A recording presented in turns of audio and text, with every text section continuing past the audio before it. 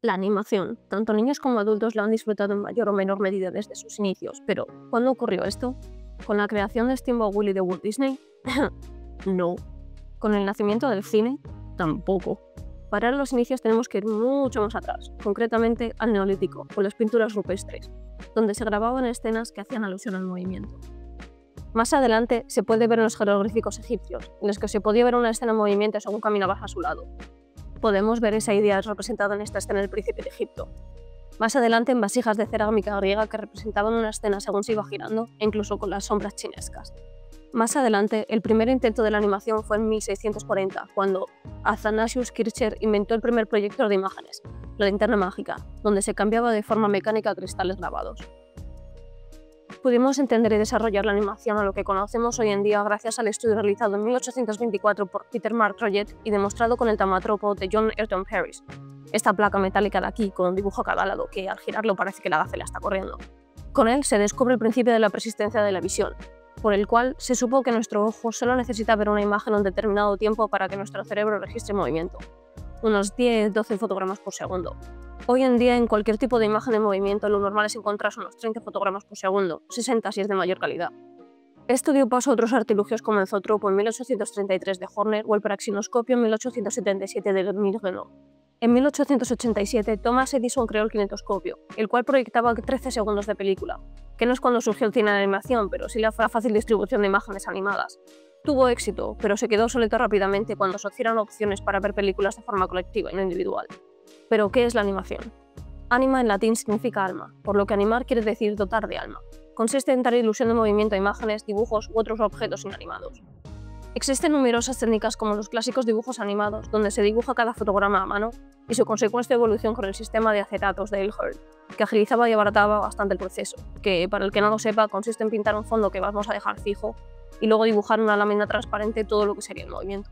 También tenemos el stop motion, que consiste en fotografiar objetos e irlos moviendo poco a poco, y sus variantes como la animación de cutout, plastimación o pixilación, o la animación por ordenador, que revolucionó la industria del cine haciendo surgir los efectos especiales. Pero a lo que íbamos. La historia del cine de animación. Billy Batson y George Méliès ya utilizaban a finales del siglo XIX técnicas para crear películas que posteriormente se utilizaban en la animación. En 1896, Thomas Edison grabó al periodista James Stuart Blackton dibujando, creando The Enchanted Drawing, el cortometraje que sienta las bases de los dibujos animados debido a su montaje. Ya en 1906, este periodista realizó mediante dibujos en una pizarra lo que se considera la primera película de animación. A esto hoy en día lo llamaríamos corto, pero de esto ya han pasado 120 años. Llamada Humorous Faces of Funny Faces, lo que se puede traducir como fases divertidas de caras graciosas, pero no tiene tanto gancho.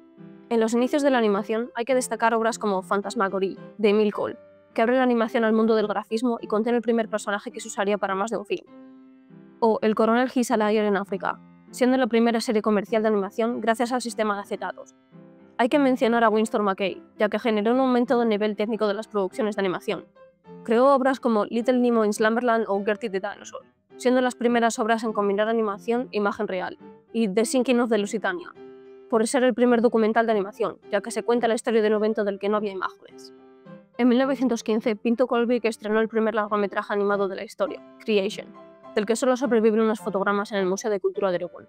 Aunque hay cierta controversia con este tema, ya que en muchos sitios podemos ver que se dice que el primer largometraje fue en realidad El Apóstol, del argentino Quirino Cristiani, película creada totalmente a mano por él, pero también se quemó y no queda ni una sola copia.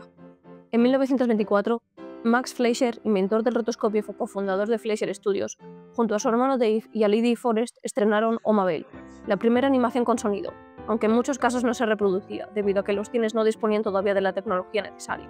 Los hermanos Fleischer además nos dieron personajes icónicos como Betty Boop y Popeye. Aquí llegamos a la era que todos estábamos esperando. Disney. No voy a hablar mucho de sus orígenes, ya que el tema da para rato, pero su primera obra fue Alicia en el País de los Dibujos Animados. No tuvo éxito por su cuenta, así que se mudó a Hollywood, donde le propusieron un contrato para realizar 12 cortos. Así nació Disney Brother Cartoons Studios, creado junto a su hermano. Tras varios cortos, contrataron a dibujantes. Disney tenía las ideas y estos las desarrollaban. Ya en 1926 fue cuando empezó a llamarse Walt Disney. Creó el personaje Oswald the Lucky Rabbit, el que inspiró la creación en 1928 de Mickey Mouse. Tras la primera película de Mickey, Disney se lanzó al cine sonoro, empeñándose en grabar el sonido en una propia película en vez de sincronizar un disco. Así, el 18 de noviembre de 1928 se estrenó Steamboat Willie, en un teatro de la Universal Studios. En los años 30 creó otros personajes como el Pato Donald, Pluto o Goofy, y otras películas, pero fue Blancanieves y los 7 enanitos quien impulsó a los estudios en 1937, llegando a tener 800 trabajadores en los años 40, década en la que se crearon grandes éxitos como Pinocho, Fantasía, Dumbo o Bambi. Durante esta época, aunque no fueron tan exitosos como lo fue Disney, existían otros creadores de animación como Paul Terry, un pionero en técnicas de animación desde 1915, el cual creó unos 1.300 dibujos animados, principalmente trabajando para la Paramount, entre ellos los Terrytoons, Espos Film Fables o My Boy Johnny.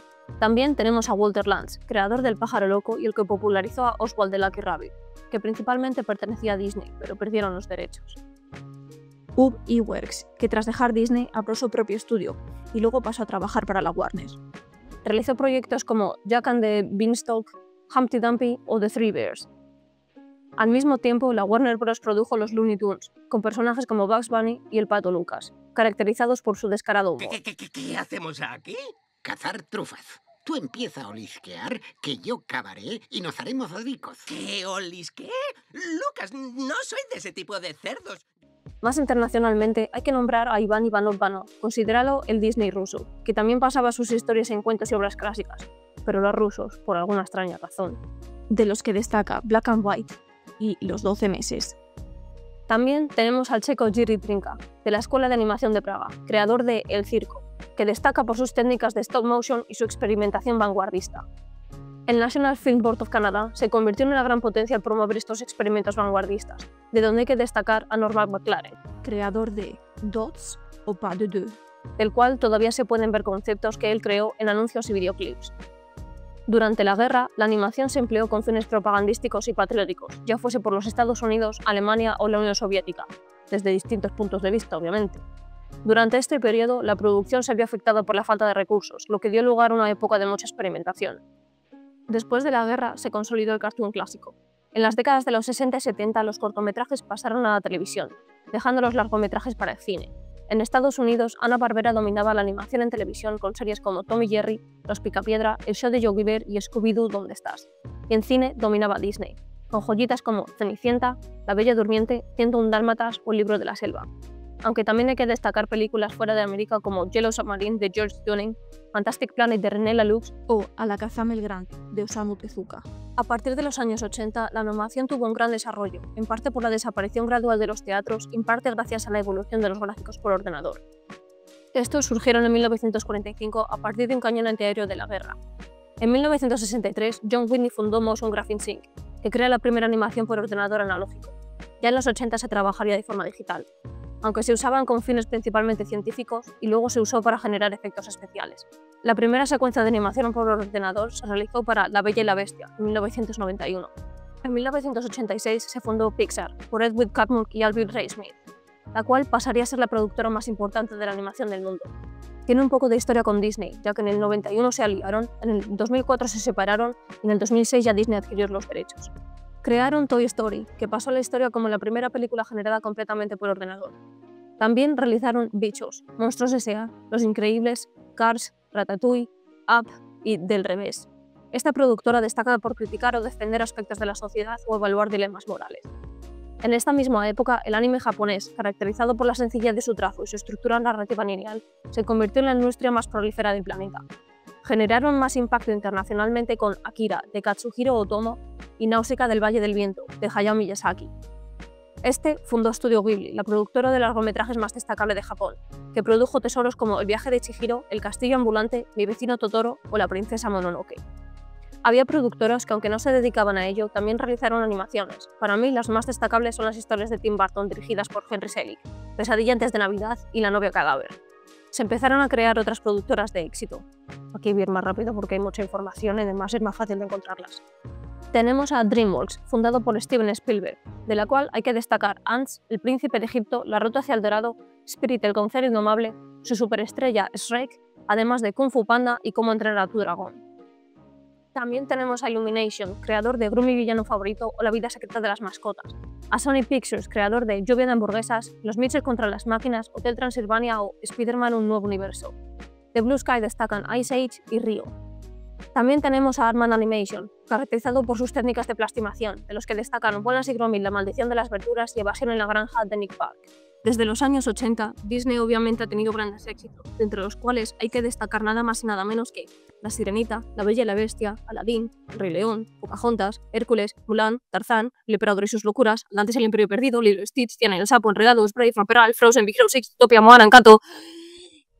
A día de hoy, la animación sigue evolucionando de una forma dinámica, gracias a la realidad virtual, la inteligencia artificial y las técnicas avanzadas de aprendizaje automático, viéndose cada día más influenciada por culturas y tradiciones de todo el mundo, y aún así explorando nuevas posibilidades artísticas y narrativas.